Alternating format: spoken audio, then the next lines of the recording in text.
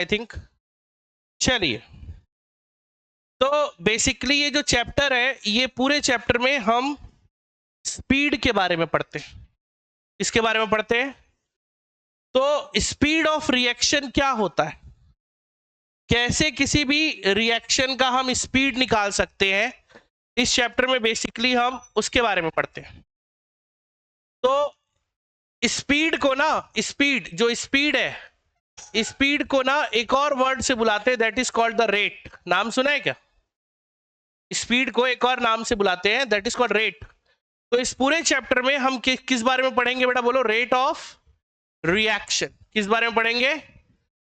इसी स्पीड को, rate of reaction को हम ROR या स्मॉल r या कैपिटल R के नाम से जानते हैं। तो बेसिकली यदि आपसे कोई पूछे कि व्हाट इज केमिकल काइनेटिक्स, तो आप कैसे, क्या इसका जवाब दोगे? A branch of chemistry which deals with speed of reaction या rate of reaction या फिर ROR and factor affecting rate of reaction। इसको प्रभावित करने वाले कुछ कारक हैं, जैसे हो सकता है कि वो फैक्टर जो है वो टेम्परेचर हो सकता है कि वो जो फैक्टर है वो प्रेशर हो सकता है कि वो जो फैक्टर है वो कैटलिस्ट हो। कहाँ है तुम्हारे सिस्टर? ये सब चीज फैक्टर्स है, और इन्हीं फैक्टर्स के बारे में हमें इस चैप्टर में पढ़ना है बेसिकली, है ना।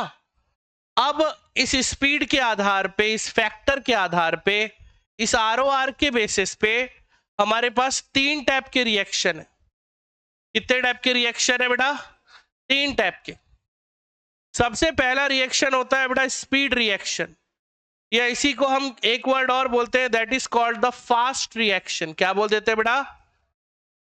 दूसरा जो होता है वो होता है बेटा मॉडरेट। क्या होता है बेटा? बोलो, मॉडरेट रिएक्शन। और तीसरा क्या होता है बेटा? Slow reaction. अब मेरी बात को समझना ना बहुत ध्यान से। फास्ट रिएक्शन मतलब ऐसा रिएक्शन जो इंस्टेंट खत्म हो गया। जैसे उदाहरण के लिए न्यूट्रलाइजेशन को ले लेते हैं। न्यूट्रलाइजेशन का मतलब जानते हो? नाम सुना न्यूट्रलाइजेशन? HCl और NaOH को मिलाना, एसिड और बेस को मिलाना। एसिड और बेस को मिलाने से सॉल्ट बनता है। ये रिएक्शन आपके पलक झपकने से भी ज्यादा स्पीड से होता है, मिली सेकंड से भी कम समय में हो जाता है घटित। अगर इसकी स्पीड की अगर बात करें हम, तो 10 to the power -16 इसकी स्पीड है। तो इतनी स्पीड से जब आप किसी रिएक्शन को निकालोगे तो इसका रेट इनफाइनाइट आएगा। इनफाइनाइट मतलब ऐसा रिएक्शन जो पलक झपकने से भी 1000 गुना कम समय में घटित हो गया। मतलब 1 सेकंड का करोड़वां हिस्सा से भी छोटे समय में कंप्लीट हो गया वो रिएक्शन। तो ऐसे रिएक्शन की यदि मैं स्पीड निकालूंगा तो स्पीड इनफाइनाइट आएगी। कोशिश करके देखो आप, व्हाट इज स्पीड? स्पीड क्या होता है? हमेशा रेट है। रेट क्या होता है? ये अब चेंज अपॉन टाइम। जो भी चेंज है अपॉन टाइम को रेट कहते हैं। अरे हाँ, है ना। तो टाइम क्या है? 10 to the power -16। तो जब वो 10 to the power -16 ऊपर जाएगा तो स्पीड कितना हो जाएगा? लगभग 10 to the power +16 से भी ज्यादा, मतलब इनफाइनाइट समय में ये रिएक्शन कंप्लीट हो गया। तो ऐसे रिएक्शन के बारे में हम पढ़ ही नहीं सकते। मतलब इस पूरे चैप्टर में हमें इसके बारे में नहीं पढ़ना है। वेरी वेरी फास्ट क्या होता है बेटा? बोलो, वेरी वेरी फास्ट हो रहा है। और इसको लगने में, इसको घटित होने में लगने वाला समय क्या है बेटा? टाइम क्या है बेटा? ड्यूरेशन क्या है? 10 to the power -16 second. Second का करोड़वा और कितना ज्यादा और छोटा हिस्सा, मतलब जिसके बारे में आप सोच भी नहीं सकते भाई, इतना छोटा हिस्सा है समय का, उस समय में घटित हो जा रहा है, ये खत्म हो गया उस समय में। तो ऐसे रिएक्शन का टाइम निकालना इम्पॉसिबल है क्या? पॉसिबल नहीं है। कैसे निकालोगे यार? तो अप्रोक्सीमेटली इनफाइनाइट आएगा। अगर इसके बात करें, इसके एग्जाम्पल की बात करें, तो जो एग्जाम्पल हमने बोला क्या बेटा? बोलो, HCl + NaOH दैट गिव्स, क्या हो जाएगा बेटा? बोलो, NaCl + H2। इस रिएक्शन का एक स्पेसिफिक नाम है, न्यूट्रलाइजेशन, क्या नाम है बेटा बोलो? तो ऐसा रिएक्शन जो इतने कम समय में घटित हो रहा है जिसके बारे में आप सोच भी नहीं सकते, ऐसे रिएक्शन को क्या बोलते हैं बेटा? Fast reaction, very very fast, एकदम ज्यादा तेज। इसको नहीं, इसका अध्ययन नहीं कर सकते। We cannot study about that kind of reaction with rate are approximately 10 to the power 16. How can we calculate? करोगे क्या भाई? तुम सोचो ना जरा भाई, अपन क्या बोल रहे हैं? भाई चाय चढ़ाया है, चाय चढ़ा रहे अपन, आ जा रहे भाई तब तक नहा के। तो सोचने का भी भाई, आपके न्यूरॉन से भी ज्यादा स्पीड हो गया ये भाई। न्यूरॉन का कुछ रिस्पॉन्स टाइम होता है कुछ मिली सेकेंड्स, उससे भी तेज हो गया ये। मच्छर काटा, न्यूरॉन ने सिग्नल दिया ब्रेन को, उससे पहले खत्म हो गया ये रिएक्शन। उसकी स्पीड आप कैसे निर्धारित करोगे, कैसे बता पाओगे? तो इसका स्पीड कितना आएगा? अप्रोक्सीमेटली इनफाइनाइट आएगा, इतना ज्यादा। आगे बात करते हैं कौन से रिएक्शन की? Slow reaction. ये इतना धीरे है कि इसको टेक करने में कितना टाइम लग रहा है? वेरी वेरी क्या है बेटा ये बोलो? लो, इसको घटित होने में लगने वाला समय कई दिन या महीनों भी हो सकता है, कई दिन या महीने। डेज कंप्लीट होने में क्या लग रहा है बेटा? डेज और मंथ। हो सकता है कि ईयर में कंप्लीट हो, 1 साल में हो रहा है, साल, 1 साल। तो तुम ऐसे का तुम रेट ऑफ रिएक्शन निकालोगे क्या? नहीं निकाल सकते। क्यों? क्योंकि रेट ऑफ रिएक्शन के लिए अपॉन क्या करना पड़ता है? टाइम। मैंने अपॉन किया क्या, मान लो जो 1 महीने में इसका सेकंड निकालूंगा मैं, तो वो तो 0 आ जाएगा अप्रोक्सीमेट। भाई जब नीचे की वैल्यू बहुत छोटी रहेगी तो वैल्यू अप्रोक्सीमेटली इनफाइनाइट पहुंच जाएगी, और नीचे की वैल्यू यदि बहुत बड़ी रहेगी तो वैल्यू अप्रोक्सीमेटली क्या हो जाएगा? तो इसको निकालने का भी कोई मतलब नहीं।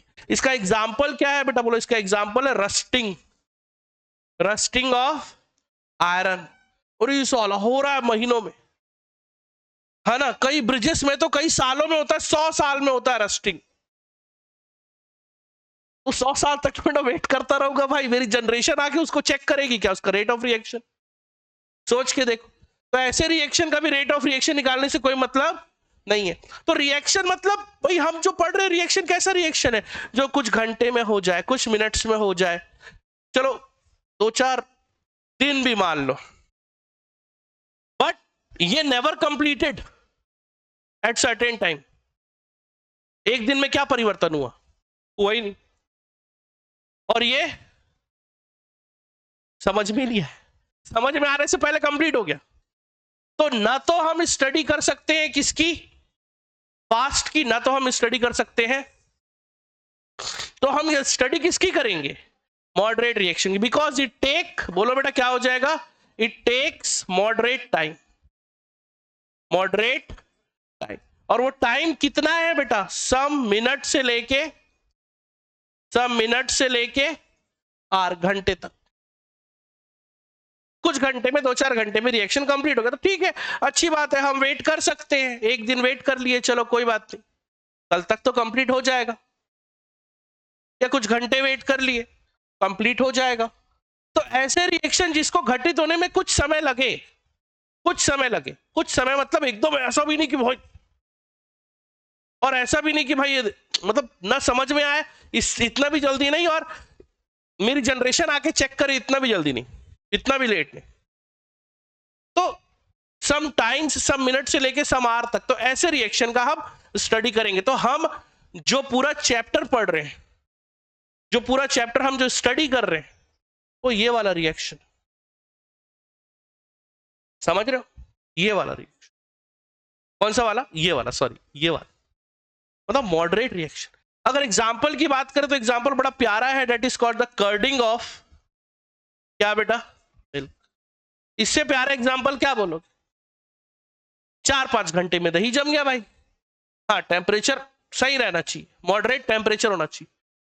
आप बताओ दही जमने में कितना देर लगता है? 6-7 घंटे में तो जम जाता है। अरे हाँ है ना?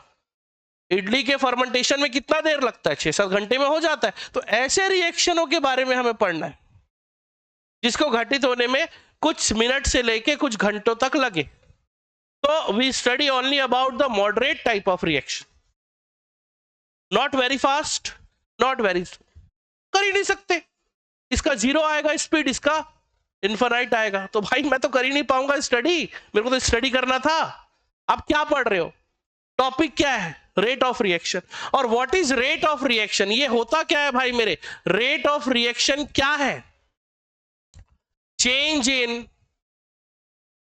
कंसंट्रेशन ऑफ रिएक्टेंट या product divided by change in time. समय के रेस्पेक्ट में जो कंसंट्रेशन में जो चेंजेस आ रहा है उसे हम कहते हैं रेट ऑफ रिएक्शन। तो रेट ऑफ रिएक्शन यदि मैं देखूं ध्यान से तो एक ग्राफ का स्लोप है। देखो किसी भी ग्राफ में तीन चीजें होती है, तीन चीजें। एक होता है उसका एक्सिस एक्स और वाई में क्या क्या है, दूसरा होता है उसका एरिया, और तीसरा जो होता है बेटा वो होता है उसका स्लोप। स्लोप मतलब टेन थीटा, पता है ना टेन थीटा क्या होता है? टेन थीटा की वैल्यू परपेंडिकुलर अपॉन बेस, मतलब x axis upon y axis. Simple. किसी भी ग्राफ में तीन चीजें, तो एक ग्राफ का स्लोप है ये, और वो ग्राफ किसके किसके बीच है? कंसंट्रेशन और समय के बीच, टाइम के बीच। रेट ऑफ रिएक्शन को मैंने अभी थोड़ी देर पहले बताया, आर से डिनोट करते हैं, and R is equal to plus minus del C divided by del t. What is del? Obviously what is C, what is t? गलत, चेंज इन टाइम, क्योंकि डेल है ना भाई सामने। ठीक है मैंने डेल नहीं पूछा, ओके ठीक है मार। अच्छा ये प्लस माइनस का क्या सीन है सर? प्लस और माइनस कुछ डिनोट कर रहा है। जैसे अगर प्लस की बात करूं मैं तो प्लस इज रिफर्ड एट, ये जो प्लस साइन है, प्लस साइन जो है ये referred at this is concentration of product. मैं आपको प्रूफ करके दिखाऊंगा अभी थोड़ी देर में। एंड माइनस साइन जो है रिफर्ड एट क्या बेटा? दिस इज, बोलो क्या हो जाएगा बेटा? Concentration of reactant. मैं आपको अभी 2 मिनट में अभी प्रूफ करके दिखाऊंगा। अपने आप आएगा माइनस, मैं नहीं लाऊंगा, अपने आप आएगा। अब कैसे? तो उसके लिए ना एक हाइपोथेटिकल इक्वेशन मान लेते हैं। मान लो जाए ए दैट गिव्स, क्या मान रहे हैं बेटा? बी। तो ए दैट गिव्स बी में at t is equals to 0 पर, at t is equals to 0 समझाने के लिए ना मैं 1 सेकंड के लिए ना आप लोगों को ना घड़ी दिखाता हूं। ये घड़ी है, ये टी इज इक्वल्स टू 0 पर। मान लो जाए बेटा मैं चाय बना रहा हूं, चाय बनाना है भाई। अब चाय बनाने के लिए भाई मेरे को क्या क्या लेना पड़ेगा? दूध लेना पड़ेगा, चाय पत्ती लेना पड़ेगा, पानी लेना पड़ेगा, शक्कर लेना पड़ेगा। ये सब एक बर्तन में लेंगे, बर्तन को गैस में चढ़ाएंगे। गैस चालू नहीं किया, वो समय 0 है, समझ रहे हो?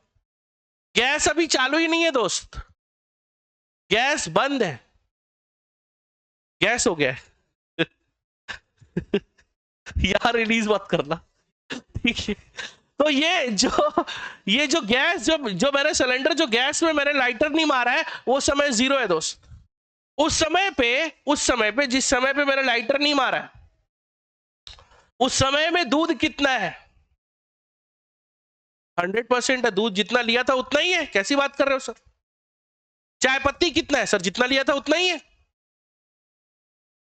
शक्कर कितना है? शक्कर के दाने नीचे पड़े हुए।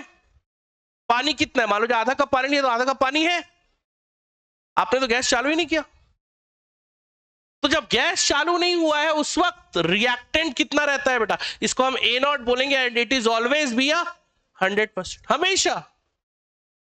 क्योंकि दूध में, जब मैं देख रहा हूं, अभी मैंने गैस ऑन नहीं किया है, उस दूध में एक विशेष गंध है, दूध की एक स्पेसिफिक स्मेल होती है, वो है उसमें।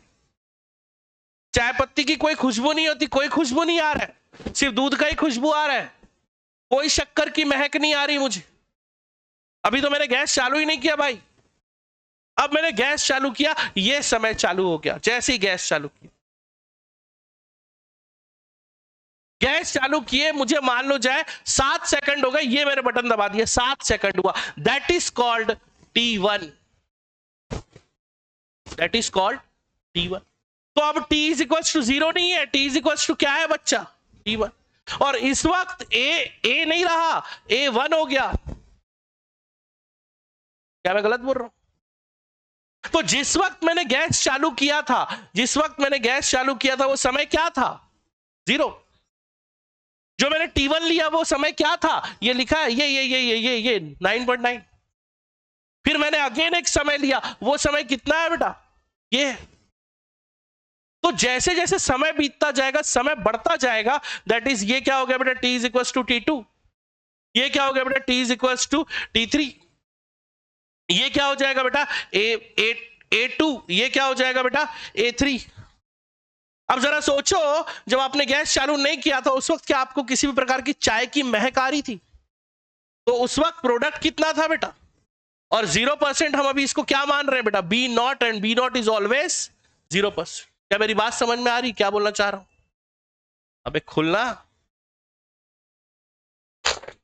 अब धीरे धीरे 5 मिनट बाद, 10 सेकंड बाद, 20 सेकंड बाद दूध की जो एक गंध थी, जो स्मेल था दूध का, वो हट रहा है। चाय पत्ती और वो जो कंटेनर में जो मैंने रखा था, जो जो सब्सटेंस रखा था, उसमें एक विशेष कलर आ रहा है।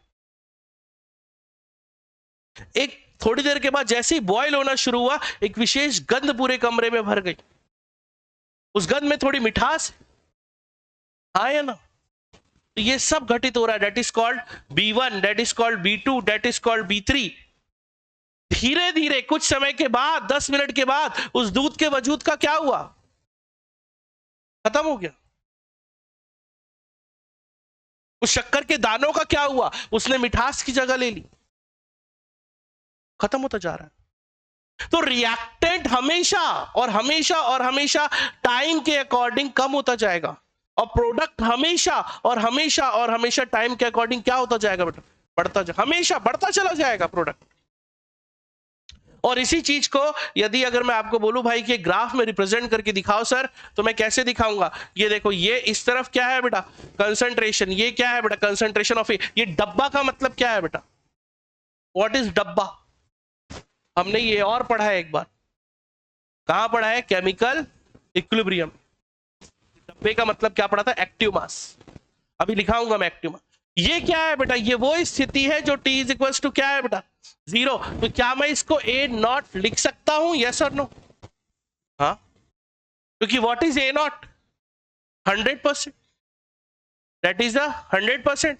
और ये धीरे धीरे धीरे धीरे, मान लो जाए बेटा ये T1 है, ये T2 है, ये T3 है, तो मैं देख रहा हूं बेटा ये धीरे धीरे धीरे धीरे क्या हो रहा है बेटा, कम होता जा रहा है। एक समय ऐसा आएगा कि ये पूरा किसके मिल जाएगा, इससे मिल जाएगा। ये देखो, ये वो समय है जिस समय पर हमें क्या मिल रहा है बेटा, क्या मिल रहा है बेटा, A1। ये वो समय है जिस समय पर हमें क्या मिल रहा है बेटा, जल्दी से बताओ, A2। ये वो समय है जिस समय पर हमें क्या मिल रहा है बेटा, A3। अरे हाँ या ना?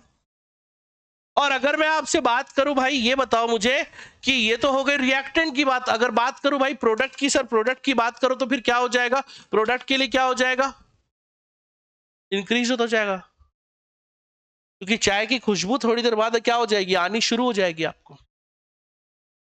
तो ऐसे सिचुएशन पे यदि अगर मैं प्रोडक्ट का ग्राफ बनाने की कोशिश करूं, इस तरफ कंसंट्रेशन अगेन है, that is the concentration of B, और ये है वो स्थिति बेटा जिसको T इक्वल टू 0 बोल रहे हैं, और यही वो स्थिति है जहां पे कौन होगा बेटा, B0। सर यहां पे क्यों, यहां पे क्यों होगा, कि इनिशियली तो आपने 0 ही लिया था ना। अब ये जो है ये धीरे धीरे धीरे धीरे टाइम के अकॉर्डिंग इस तरीके से बढ़ रहा है बेटा, that is a T1, that is a क्या बेटा बोलो, T2। अब इस T1 पे जो कंसंट्रेशन है उसको क्या माना बेटा, B1। इस पे जो कंसंट्रेशन है उसको क्या माना बेटा, B2। अब मैं बोल रहा हूं कि इसका जो स्लोप है ना वही रेट है। व्हाट इज स्लोप, करो ना, परपेंडिकुलर अपॉन बेस। परपेंडिकुलर में क्या है और नीचे क्या है, तो कंसंट्रेशन अपॉन टाइम क्या था, अभी तो बताया, वही तो पढ़े फॉर्मूले में। तो मान लो जाए बेटा अगर मैं कंसंट्रेशन ऑफ A निकालता हूं, मान लो जाए कंसंट्रेशन ऑफ A निकालता हूं, तो कैसे निकालूंगा, ध्यान से देखो, है ना।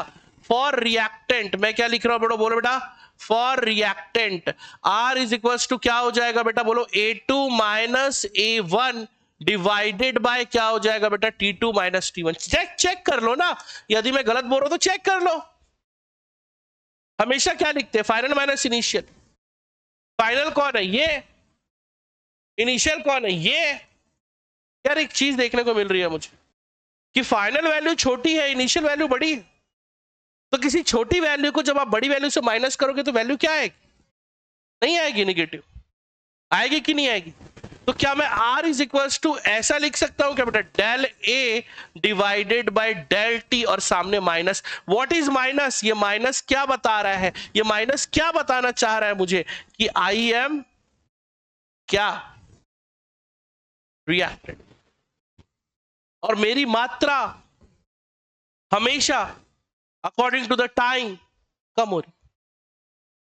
माइनस साइन डाल दिया मतलब समझ रहे, यही एक पहचान है, यही एक खास पहचान है रिएक्टेंट की। क्या, कौन सा साइन, अगर माइनस साइन है वो रिएक्टेंट है, अगर साइन प्लस है वो प्रोडक्ट है। सिंपल, दिमाग नहीं लगा रहा। माइनस दिखा रिएक्टेंट, प्लस दिखा प्रोडक्ट, सिंपल। क्या मेरी बात समझ में आ रही है। अब ठीक इसी तरीके से अगर मैं बोलूं बेटा आपको कि भाई फॉर प्रोडक्ट सर लिख के मेरे को बताओ तो क्या हो जाएगा बेटा, बोलो for product R is equal, ये भी तो यही आएगा मेरे भाई, क्या आएगा बोलो, B2 minus B1 divided by क्या हो जाएगा बेटा, T2 माइनस T1 और R इज इक्वल टू क्या हो जाएगा बेटा, इस बार प्लस, प्लस में क्या हो जाएगा बोलो बेटा, डेल B डिवाइडेड बाय क्या हो जाएगा बेटा, डेल T। और ये प्लस क्या कह रहा है चीख चीख के कि मैं कौन हूं, हाँ ये बता रहा है कि भाई आई एम क्या बेटा, ये बता रहा है, ये निशान बता रहा है।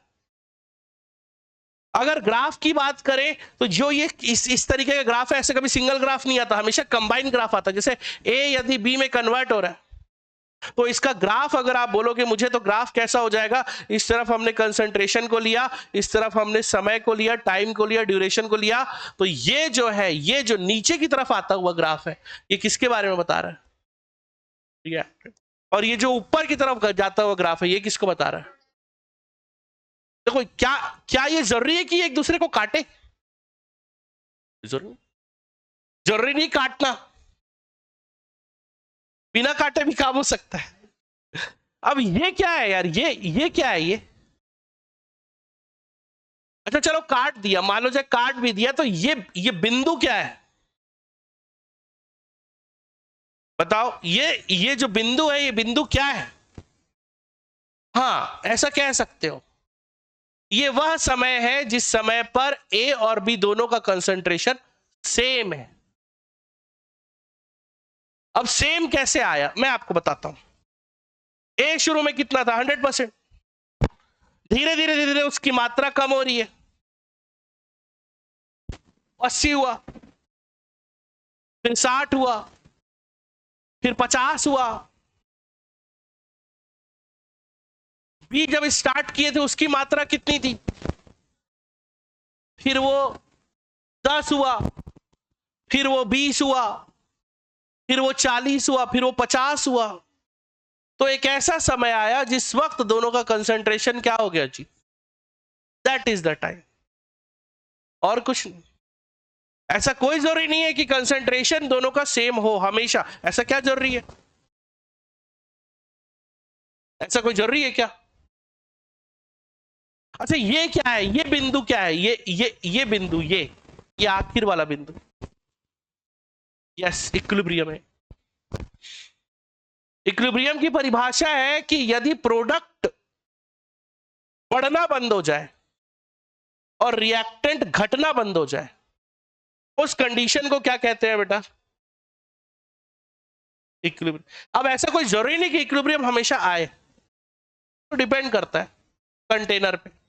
ओए क्या कर रहे हो, मान लो जो एक इक्वेशन है, रियल इक्वेशन है, H2 plus I2 that gives 2HI। Sir इसके लिए थोड़ा ग्राफ बना के बताओ ना। ये लो, ये H2 है, ये I2 है और ये HI है। सर आपने काटा नहीं, मैं तो बताया काटना जरूरी नहीं है भाई, ऐसा कोई समय ही नहीं आया जब सबका कंसंट्रेशन सेम हो। तो नहीं कटा, हो सकता है कि केवल एक को ही काटे, दूसरे को ना काटे।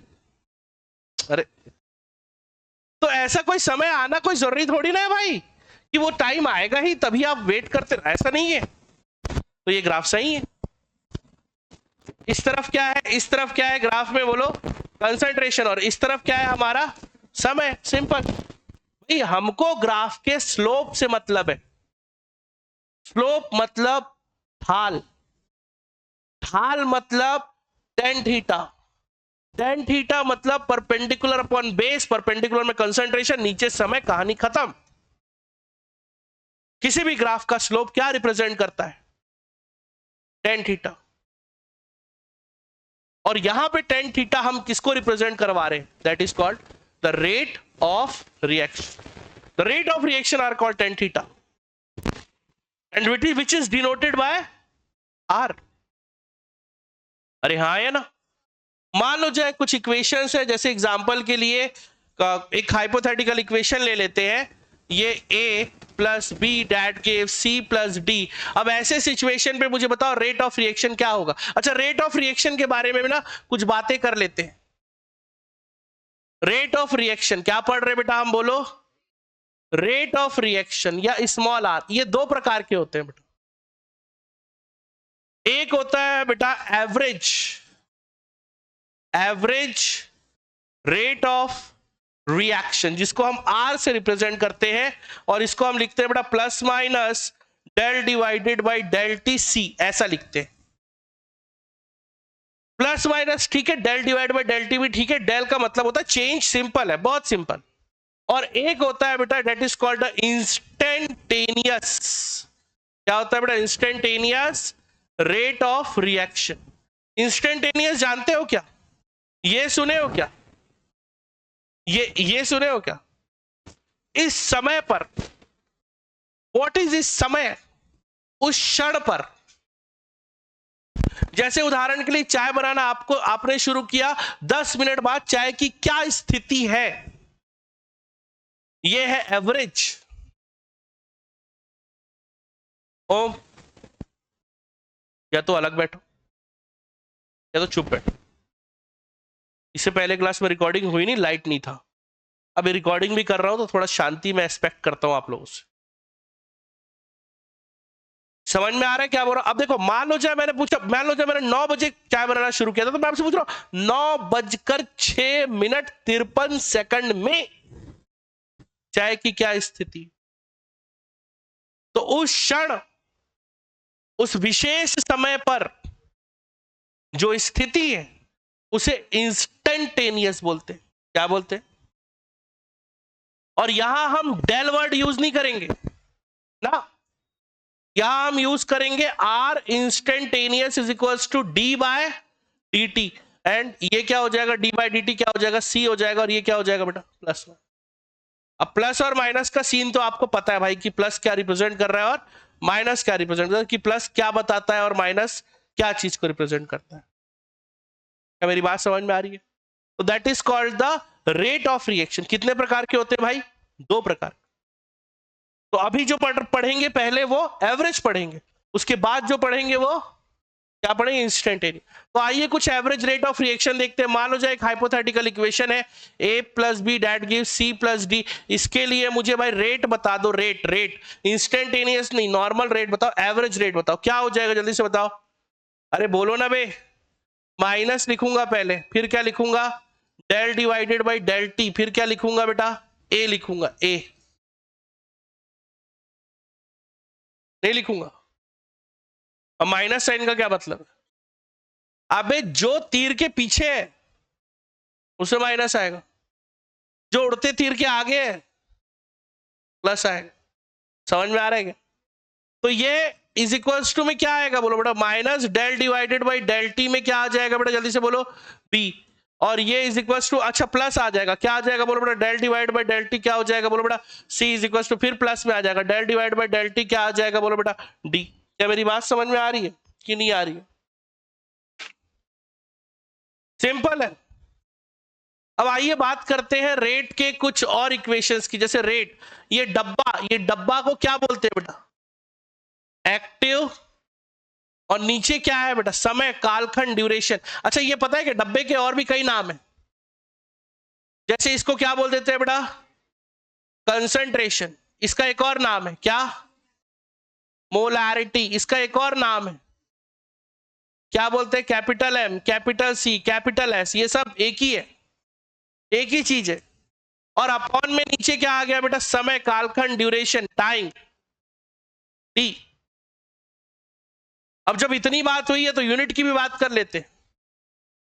कंसंट्रेशन का यूनिट क्या होता है बेटा, बोलो, मोल पर लीटर। और समय का यूनिट क्या होता है बेटा, तो what is the unit of ROR, mole litre inverse second inverse. This is the unit of ROR। वो तो दिख ही रहा है। What is ROR, rate of reaction. क्या मेरी बात समझ में आ रही है? मान लो जो एक और हाइपोथेटिकल इक्वेशन है, इस बार मैं कोएफिशिएंट भी जोड़ रहा हूं। जैसे मैंने लिखा बेटा 3A दैट गिव्स 4C। अब बताओ रेट ऑफ रिएक्शन क्या होगा। तो रेट ऑफ रिएक्शन एक यूनिट है, एक यूनिटरी पे ही ये अप्लाई होता है। एक एक संख्या कितनी होनी चाहिए, एकल यूनिट होनी चाहिए। इसीलिए उसके सामने जितने भी कोएफिशिएंट आएंगे उन सबको आप क्या कर दोगे, डिवाइड कर दोगे। अगर 5 है तो 5 से डिवाइड करो रेट ऑफ रिएक्शन को, 6 है तो 6 से, 8 है तो 8 है, 10 है तो 10 से, या फिलहाल 3 है तो 3 से। तो R इज इक्वल टू पहले ही मैं लिख दूंगा क्या मेरे भाई, 1/3। और चूंकि रिएक्टेंट बोल रहे हो इसलिए, और बाकी की कहानी लिख दो क्या, del divide by del t, क्या बेटा बोलो, A। और इज इक्वल टू में क्या आ जाएगा बेटा, 1/4 प्लस में क्या हो जाएगा बोलो बेटा, del divide by del t क्या हो जाएगा बोलो बेटा। क्या मेरी बात समझ में आ रही है? मान लो जो एक और इक्वेशन है, एक हाइपोथेटिकल इक्वेशन जिसमें लिखा हुआ है क्या बेटा, ऐसा लिखा हुआ है AA plus BB that give CC plus DD। अब इसके लिए रेट ऑफ रिएक्शन बताओ।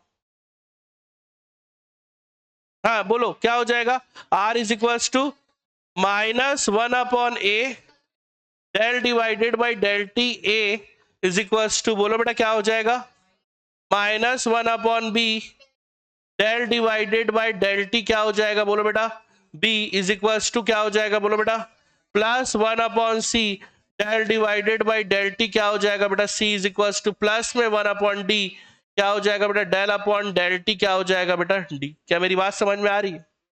ये है रेट ऑफ रिएक्शन। अगर मैंने तुमसे बोला सर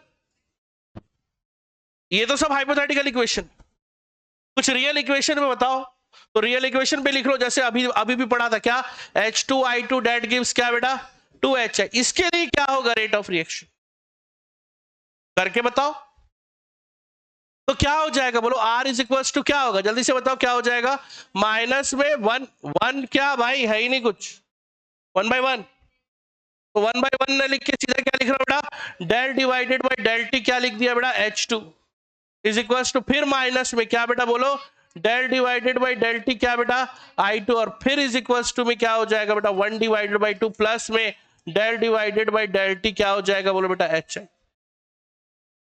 तो दुनिया में किसी का भी आप लिख सकते हो, किसी का भी कोई भी इक्वेशन दूं मैं, आप उसका लिख सकते हो क्या, ROR मतलब रेट ऑफ रिएक्शन। कोई भी इक्वेशन दे दो ना भाई, लिख लेंगे, कोई बड़ी बात नहीं। जैसे उदाहरण के लिए कुछ और देख रहे थे, फिर इंस्टेंटेनियस भी तो देखना है ना। इंस्टेंटेनियस किसको बोलते हैं, ये देखो ग्राफ, इंस्टेंटेनियस का ग्राफ तो मैंने बताया ही नहीं। कंसंट्रेशन और ये क्या बेटा आपका टाइम, मान लो चाहे A किस में चेंज हो रहा है बेटा, B में, तो ये A का ग्राफ हो गया, ये A का ग्राफ हो गया। तो आप किसको इंस्टेंटेनियस बोलोगे, इसको बोलेंगे इसको। और इसको निकालने के लिए कैसे निकालेंगे, ये क्या है, ये जो मैंने खींचा ये क्या है, हाँ क्या बोला आपने। और टेंजेंट कैसे निकालते हैं, ये देखो, अगर थोड़े भी पढ़े लिखे हो ना समझ जाओगे। जानते हो क्या, निकालना आता है क्या, कैसे निकालूंगा टेंजेंट, कैसे निकालूंगा, कहां से नापूंगा,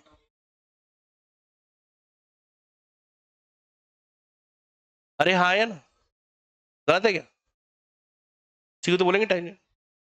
what is tangent, tan theta. अबे यही तो है भाई इसका टेन थीटा, यही तो है टेन थीटा, ये अरे दो एक्सिस का टेन थीटा यही तो है, ये इसी को ही क्या बोल देंगे बोलो बेटा, that is the instantaneous rate of reaction which is equal to minus d by d T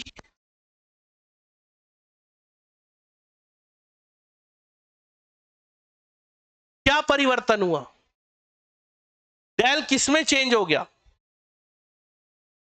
D में। उस पर्टिकुलर समय पे जो ग्राफ है, उस पर्टिकुलर समय पे जो ग्राफ है वो हमें बता रहा है कि कैसे निकालना है उस पर्टिकुलर समय पर, ये उस पर्टिकुलर समय पर, ये जो समय है ये टच नहीं कर सकता क्योंकि दोनों व्हाइट, ब्लू कर देते, उस पर्टिकुलर समय पर, उस पर्टिकुलर समय को हिंदी में बोलते हैं क्षण। बताया ना अभी 9:35 पर चाय की क्या स्थिति है वो बताओ, उस क्षण, उस second, that is called instantaneous. तो क्या फर्क पड़ा दोनों में, उसमें डेल आता है और इसमें डी आता है। मान लो जो एक इक्वेशन है हाइपोथेटिकल, ऐसे ही मान लेते हैं, जैसे 2a + 4b that gives 9c, इसका इंस्टेंटेनियस रेट बताओ।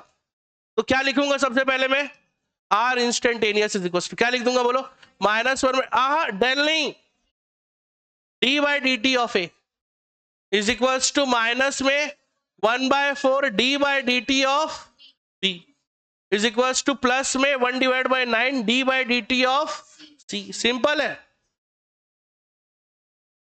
तो क्या फर्क आया, बस डेल की जगह पे क्या आ गया बेटा, अगर डेल यूज किया तो